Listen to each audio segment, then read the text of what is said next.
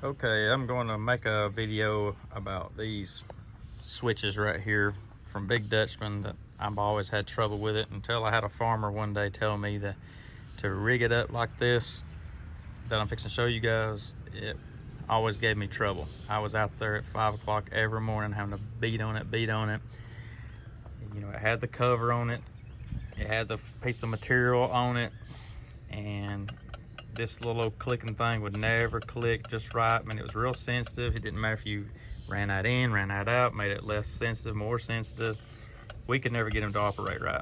So the old farmer told me to take this outer cover off, get rid of that piece of material that dry rots and gets crusty and stiff, and wire it like I'm fixing to show you guys. And once I did that, I mean, my life got simple.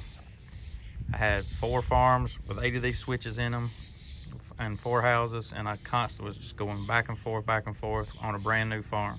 Never could get them right. So we're going to change all that. I'm going to show y'all the quick and easy way of doing it. Or it's quick for me. Y'all probably could do it a lot quicker, but here we go. So get rid of the outside cover, the inside cover, and all you got is this open flap. Here's that old Big Dutchman switch that you push in and out, and it's like a plunger looking thing. Like I said, I can't get it to adjust right. So it feels like it works right, but it's just, I never made it right. So I'm gonna just set it down, start opening it up.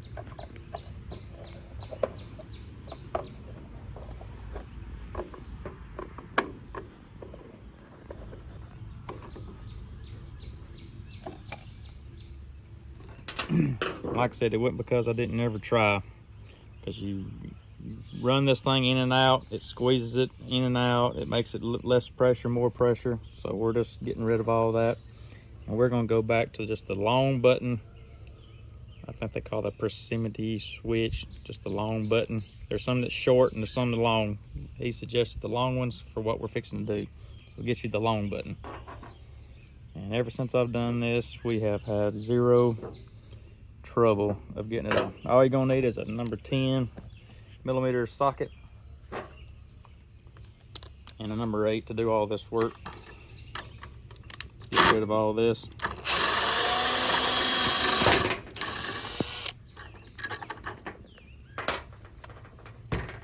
Alright. Undo the one on the outside.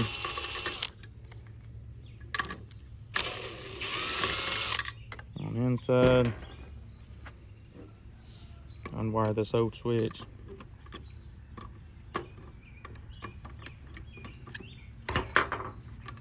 Black one on the normally closed side and the white's on the common. Pull that all up. Alright, so here's the old switch and its housing to make all this right here work. Let me get this out. So you got this. That pushes in and out, and it sticks out enough to hit that plate that's right here flapping in. So we're just going to redo all this right here, get rid of this, and start the new one. Now, I pre-drilled a hole right here just to make sure it was going to be the right size, you know, everything to get it to be a quicker video. So anyway, we're getting rid of this. Swap over to number 8.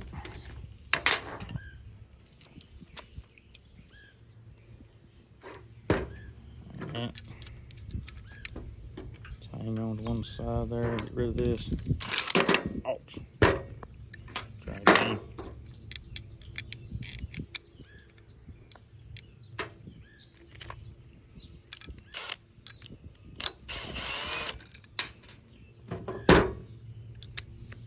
And you'll be using these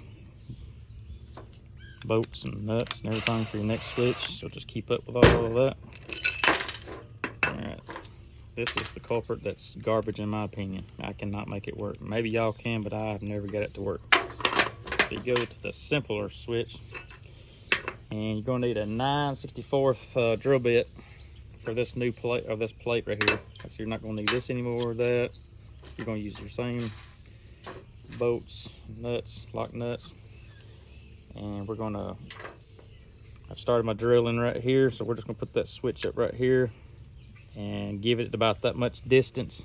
If you push it all the way to the end, you're not going to be able to put your nut on the back side. So give yourself a little room, and that's basically where it's going to mount.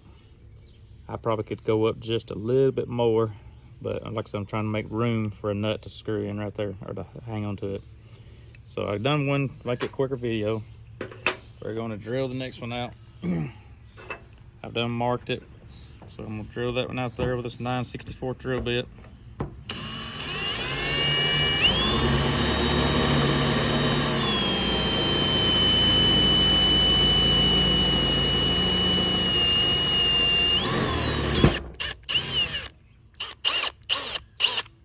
Well, knew I was gonna have trouble.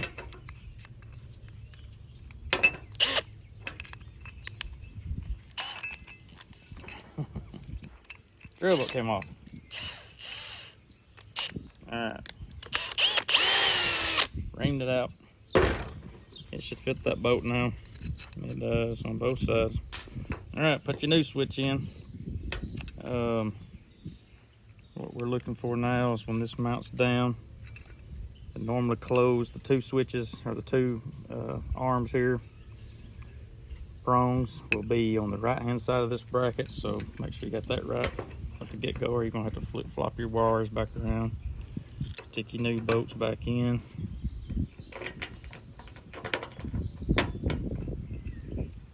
And like I said, left room for me to get these lock nuts in and be able to hold on to them, tighten them back down.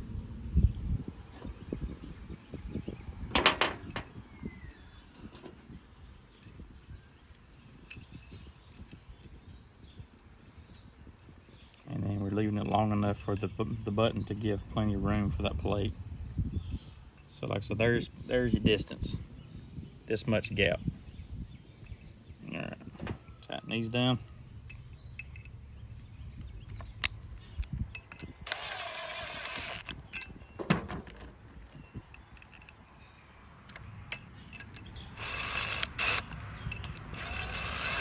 Uh-oh.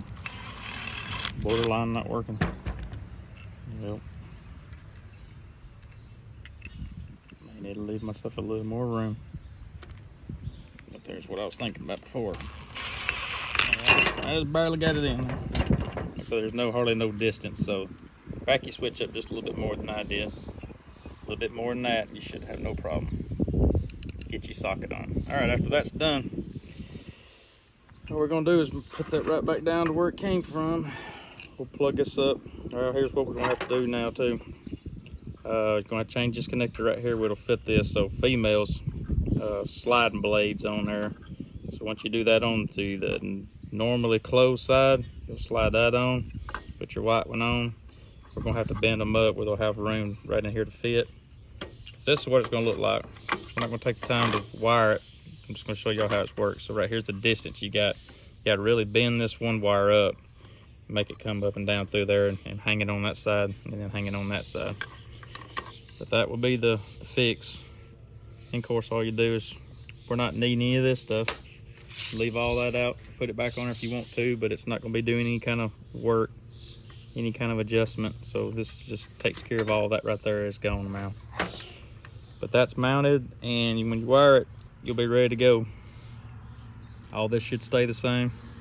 You might have to cut that off and make it work for your farm, but all this right here will be, like I said, these female blades will be bent to hook on it, hook on that side.